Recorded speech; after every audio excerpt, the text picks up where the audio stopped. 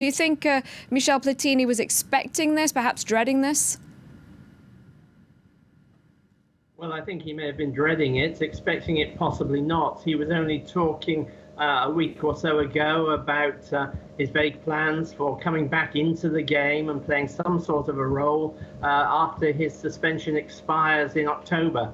So this has come as extremely bad news for him. As we've been reporting, it was in 2010, a few days before the vote on who would get to host the 2022 World Cup, that Platini had lunch at the Elysee Palace with then President Nicolas Sarkozy and the Emir of Qatar.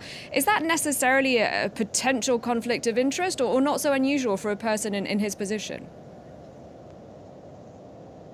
Well, I don't know there's a conflict of interest, but until that point, Platini had been expected by most people to cast his vote in favour of the World Cup bid from the United States.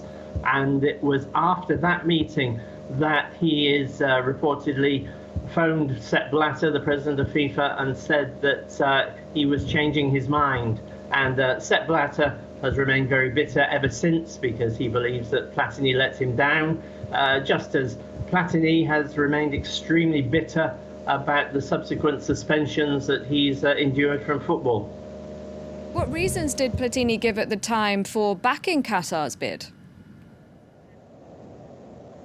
Well, according to Blatter, he said that he was aware that there were particular French interests, although Platini himself said that he was never directly asked to vote for Qatar, although I suppose the direction of the luncheon was probably fairly obvious.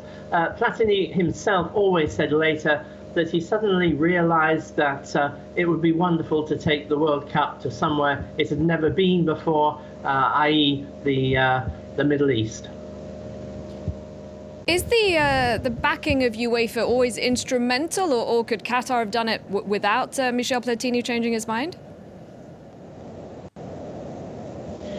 Well, at that time, there was a mixture of votes. People had different interests. And also, on the same day, FIFA was deciding where to send the 2018 World Cup to Russia. And there was a fair amount of vote trading and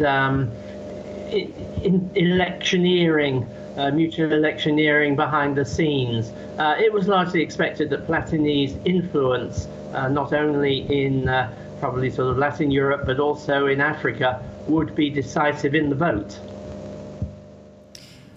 And finally, as I mentioned earlier, Platini was banned in 2015 for ethics breaches. Where does this leave his career? Well, as soon as he was suspended from the game, really, his political career in football was effectively finished.